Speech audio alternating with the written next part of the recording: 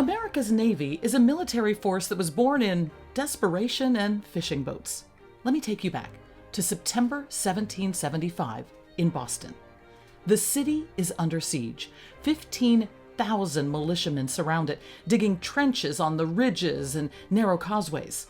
From land, the redcoats are caged.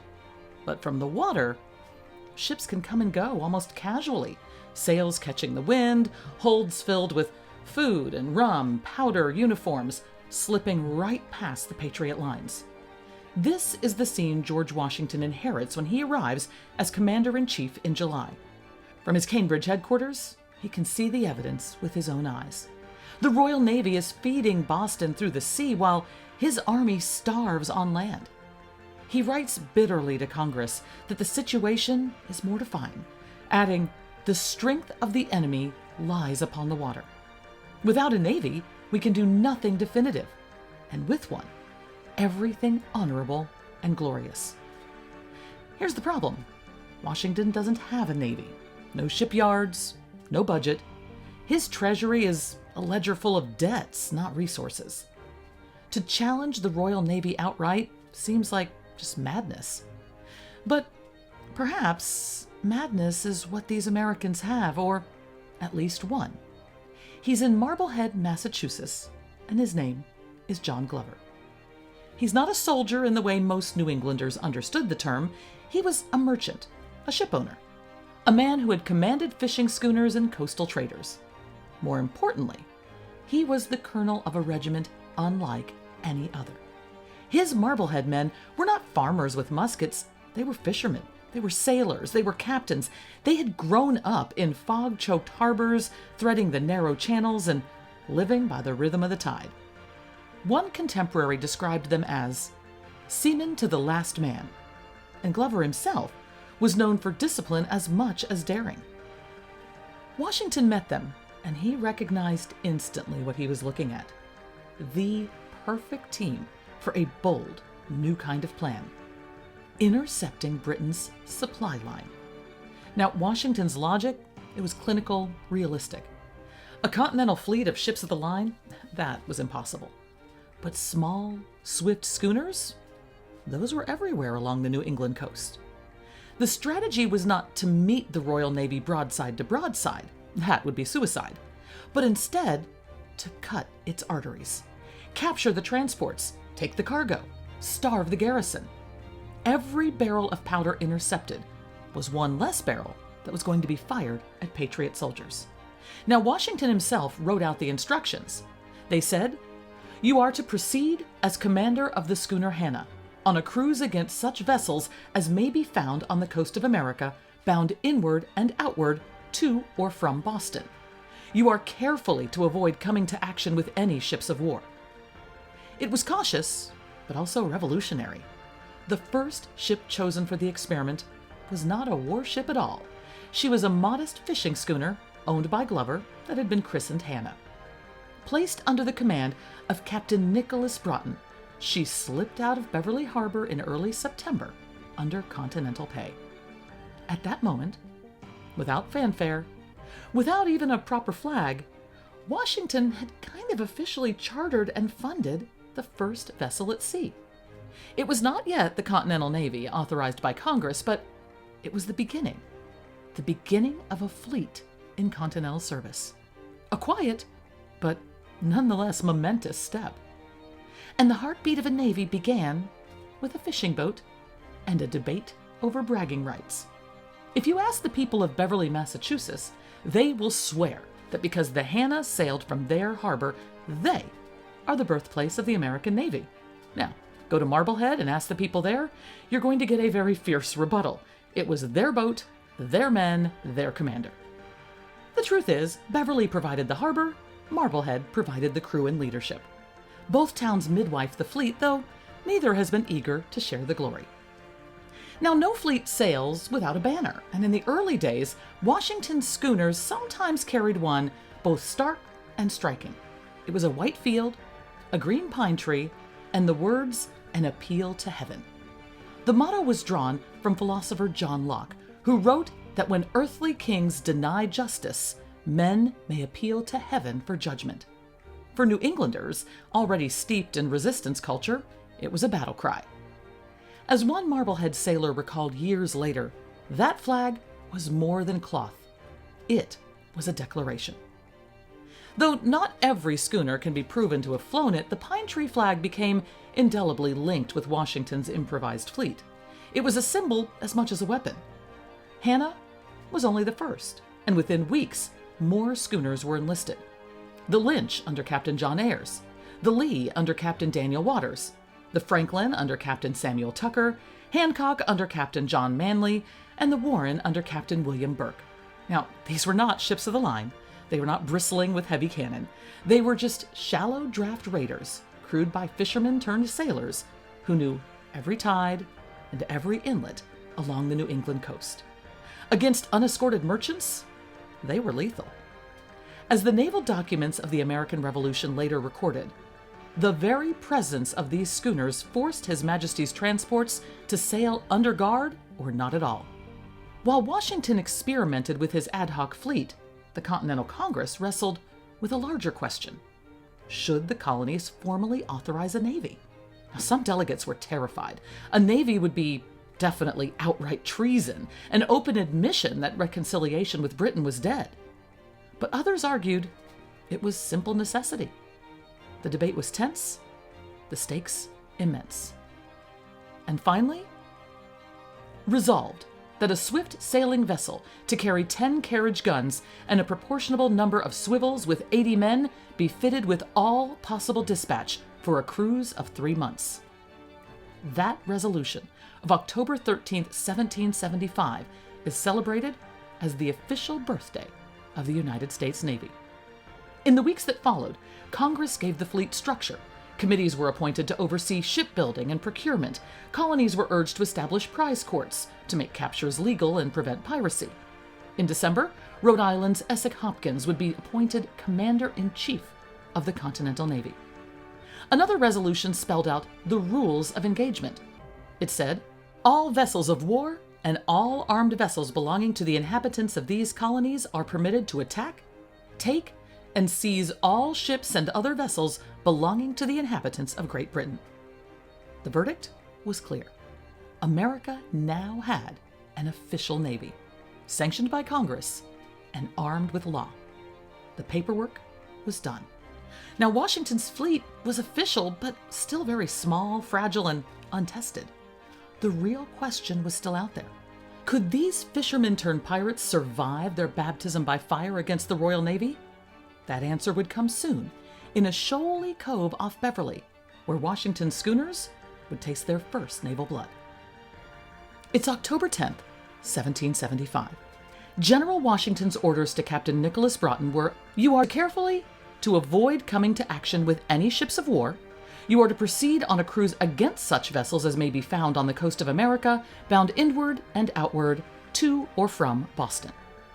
The mission was part of Washington's desperate strategy to strangle Boston's supply line. The Redcoats were trapped by land but fed by sea. Intercepting transports meant fewer rations, less powder, and greater pressure on the garrison.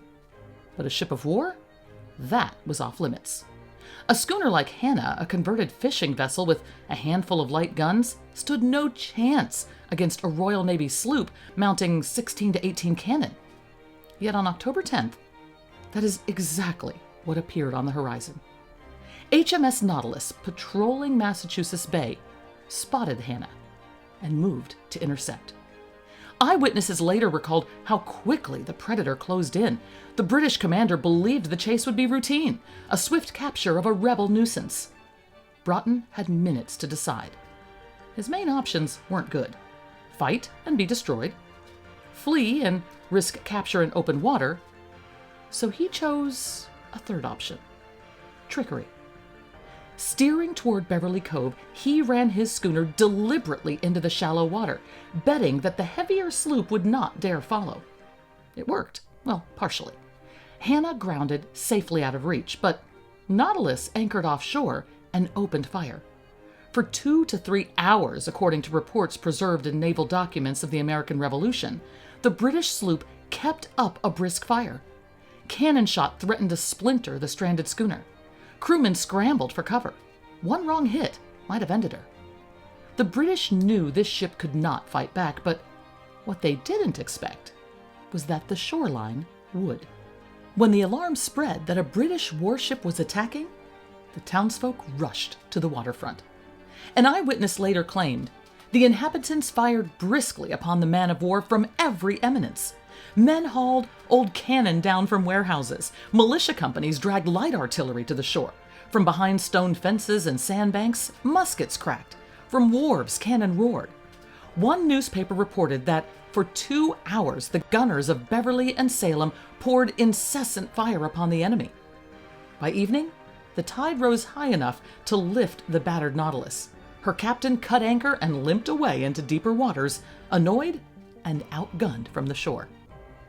The Royal Navy, the unchallenged ruler of the seas, had just been humbled by farmers, fishermen, and shopkeepers. American casualties? Not a one reported. The verdict from locals was clear. The first clash between British naval power and Washington's improvised fleet had ended in humiliation for the crown. Hannah survived. Well, the grounding pretty much ended her service, but soon after she was returned to her owner. Washington, practical as ever, reassigned Broughton and his crew to the schooner Hancock. Ships could be replaced.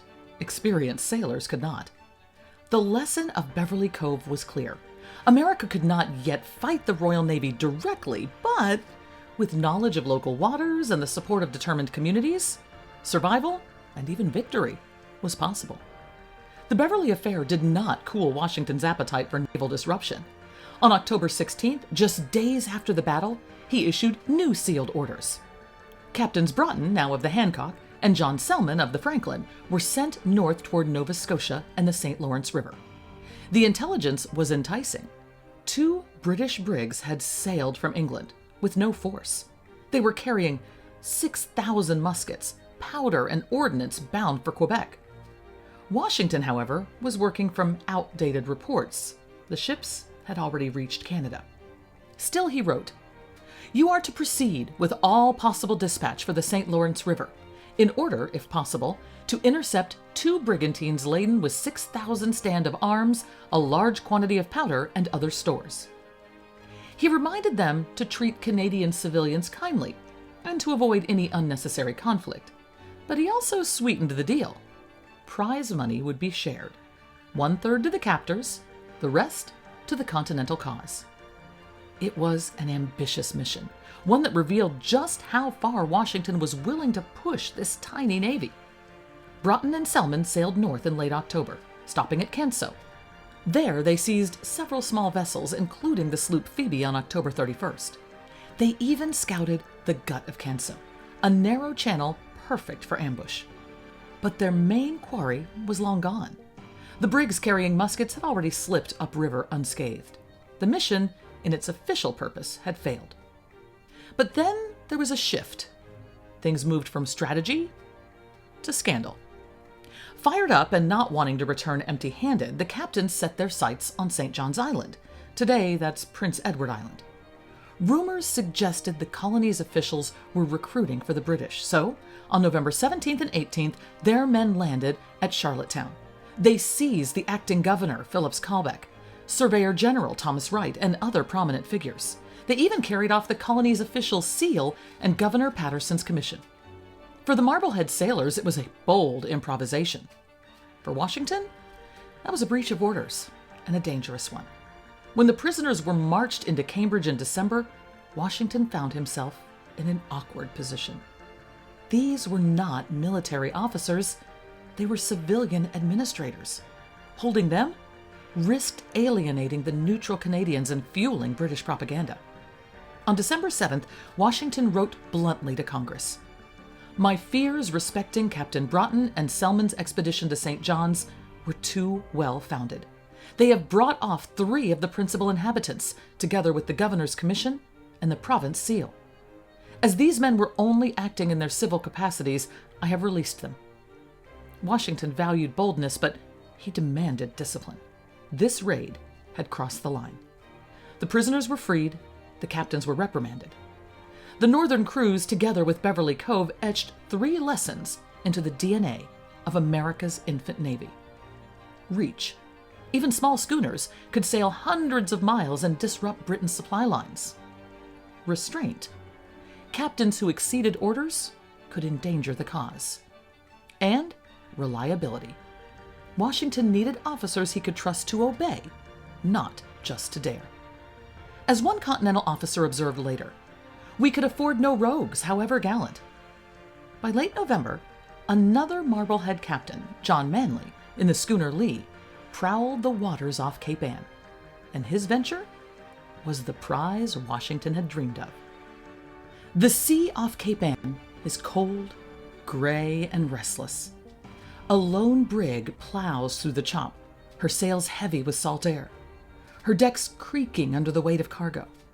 To most, she looks like any other British supply ship, but to the right set of eyes, she is a treasure chest in plain sight. Her name is Nancy, and her destination is Boston, where thousands of British troops wait for supplies. She is carrying the weapons and the powder that will keep the King's army alive. But what happens next is part miracle, part turning point. It is the moment America's improvised navy proved it was not a symbol, but a force. The captain who spotted her was John Manley of Marblehead. Like John Glover before him, Manley was no stranger to the sea. Born in 1733, he had commanded fishing schooners for years. He was calm, disciplined, and respected by his crew. Washington trusted him because, unlike some of his more reckless captains, Manley acted with the spirit of his orders. By late November, Washington had placed him in command of the schooner Lee, one of the small fleet of vessels now under Continental pay, and the instructions were clear. You are to proceed on a cruise against such vessels as may be found on the coast of America, bound to Boston or any other port in the service of the ministerial army. Avoid warships, seize transports, and harass the supply lines. That was the assignment. On November 29, 1775, Lee was cruising off Cape Ann when the lookout spotted a brig through his spyglass.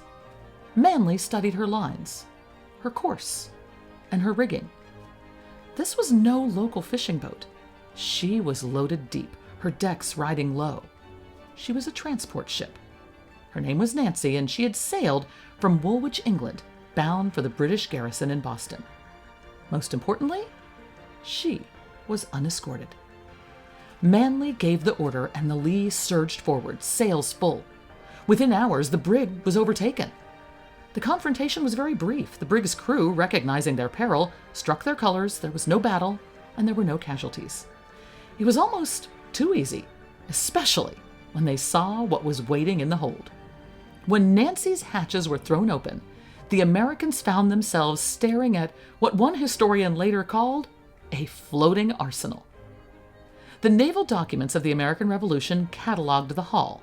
On board were 2,000 muskets, 31 tons of musket shot, 3,000 solid shot for cannon, 30,000 musket balls, 100,000 flints, powder, shells, and grenades, and right in the center, a 13-inch brass mortar weighing over 2,700 pounds.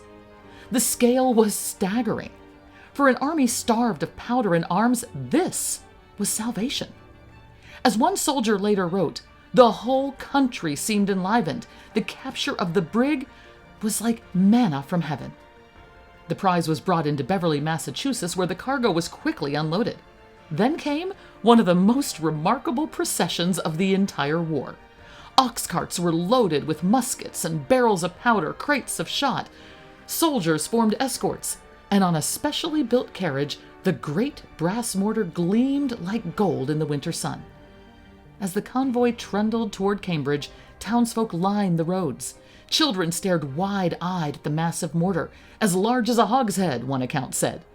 Farmers tipped their hats. Soldiers cheered. To a hungry, ragged army, these weapons weren't just supplies, they were proof that victory was possible. George Washington wasted no time in praising the capture. On January 1st, 1776, he issued general orders to the army.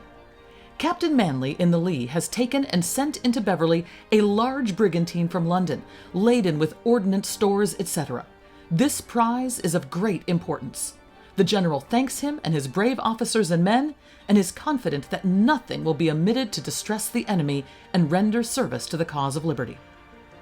This was one of the first times that Washington publicly singled out a naval officer by name. Manley's reputation soared. In time, he would be appointed Commodore of Washington's little fleet.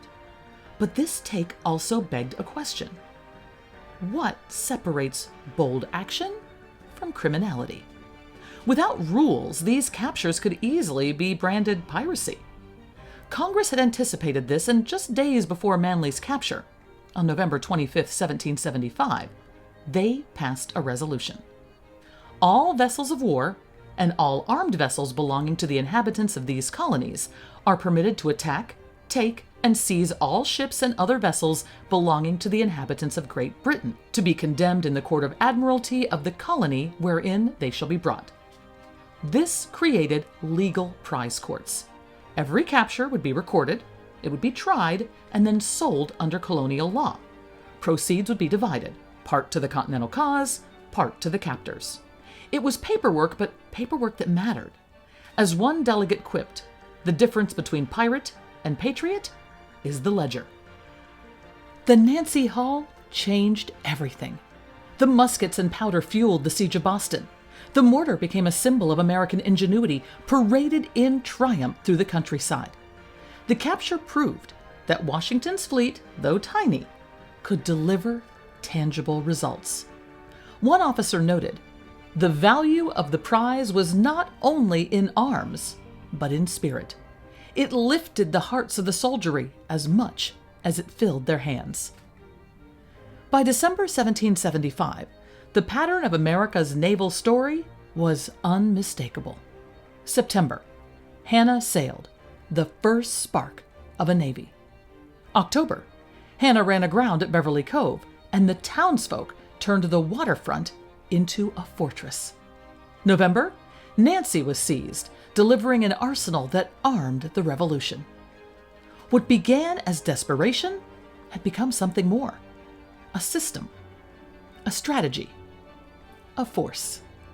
But there was still a lot of growing to do. Britain's empire spanned the globe, its navy unmatched. America's schooners were still fragile. Their victories were small compared to the wars that lay ahead. Yet the lessons of 1775 were indelible. With local knowledge, daring captains, and Congress's sanction, the Patriots had proven they could disrupt, humiliate, and even rob the empire that claimed to own the seas. Now, let's fast forward 250 years. As the Navy celebrates its 250th anniversary, I thought it would be a good idea to chat with someone who knows a lot about the Navy both then and now. And that person is Senior Chief Petty Officer Eric Callahan, who not only serves in the modern fleet, but also brings the past to life as a reenactor of the First Continental Navy. So let's get right to it. Eric, when you compare the ships of today to those first Navy vessels, what stands out most? The size of the ships and the gross tonnage of the ships and the difference in that. So when we're underway, the length of the ship or the berth of the ship has a lot of factor on how bad the sea state is and how it's translated to you while you're inside the skin of the ship. So just imagine, we're sailing around on vessels that are upwards of 9,300 tons compared to the 1,900 tons of a frigate at that time. So they just get more tossed and turned, and it was probably much more violent on board, not just because of the waves, but just because of the people also. Fights would happen a lot more. And it was not necessarily, like, comparing the two is really, really difficult. But the sea never changes. It gets violent, it gets rough, and I could not imagine being on one of those old square rig ships back then. So I can't even imagine. So what about engagement? How does the Navy of 1775 compare to the Navy of 2025? They used a lot more guerrilla tactics than we use. I mean, the Navy of today, we're not really doing, broadside battles with other warships. We're more of a protect the aircraft carrier and then drop Marines and then shoot Tomahawk missiles and take out critical infrastructure or critical targets. We do some, engagements if necessary, but we're also not engaging big vessels. A lot of times we're talking about engaging small crafts with our guns to protect, from small crafts coming alongside and blowing up next to us. So a lot of that is very much similar to what, we're kind of Britain now, where we're defending from those small, fast-moving vehicle or vessels, vice being the ones that are operating them. That's an interesting thought, because you're right, we have become the other side of that coin. We're the global force on the seas now. So, for those who like to think of the old Navy with the sails on the ships and rope and cannon, any of that still going on, hands-on with the work the sailors do now? We do still, heave lines to do unreps or underway replenishments, where we shoot a line over to a supply ship, and then a team of sailors will heave over a spanning wire, and then we'll heave over a probe to connect to refuel the ship, and we'll do the same to bring stores from supply ship to us. But when it comes to taking up sails and all of that, we don't do that. We do. So what parts of the old Navy do you still see alive today? The Navy is still filled with customs and traditions. The Navy is very big on holding those close. They're important to us. From the bosun blowing pipes based on the hour of the day to us ringing bells based on the hour of days, or welcoming the captain aboard the ship. One of the biggest traditions, though, is piping aboard. So what would happen is when we would have an officer or a dignitary come aboard the ship, they would have to sit on what's called the bosun chair, which is just a flat piece of wood with ropes or lines going through a pulley system, and then they'd have strongbacks or side boys haul them up on deck. So the reason, and the number of side boys was based upon their rank, because the higher the rank means they typically had more money, which means they typically would eat more or have better food available to them, so they were bigger based on how their rank, right? So the idea is the side boys would haul them up, and the bosun would pipe him aboard, and now once he's on deck, the side boys would salute, let him come aboard. So there's a direct correlation to this, and we still do this today. So where it's 04 and below, if we're piping them aboard or piping them ashore, they're going to have two side boys because they were skinnier. So it took two people to haul them up on the deck. And then we go from 05 to 06, we go to 6 side boys because they're getting a little bit bigger. And then 07, 08 is 6 side boys, and then 09 and above, we have 8 side boys. And so it's one of those direct correlations to naval history that is still very, very active today.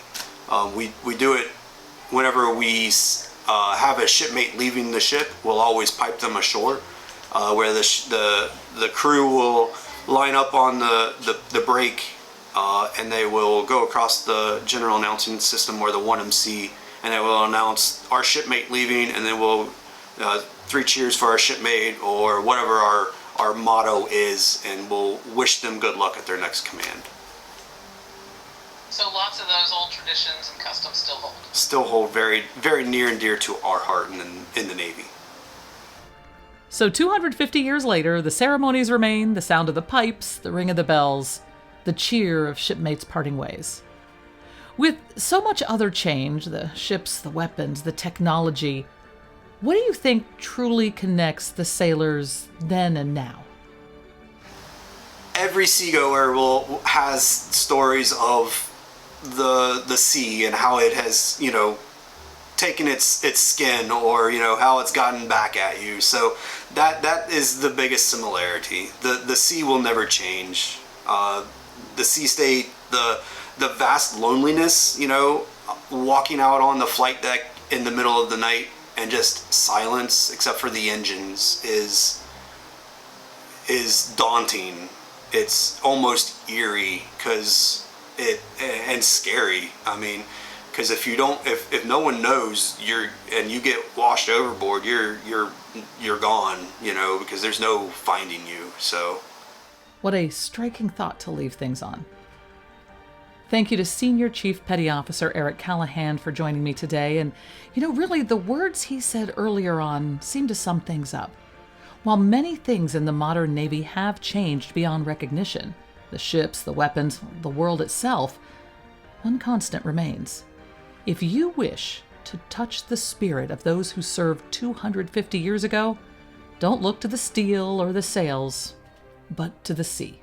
The sea never changes. She is that same restless force that tossed the continental frigates of 1775, the same vast horizon that cradles the carriers of today. She holds every story, every storm, and every sacrifice, from that first shot fired off Cape Ann to the quiet watches of sailors standing under starlit skies today. Generations have come and gone, but the sea, she keeps their echoes. She remembers their courage, and she carries their legacy. Happy 250th birthday to the United States Navy, born of the sea, tested by time, and still answering that same eternal call.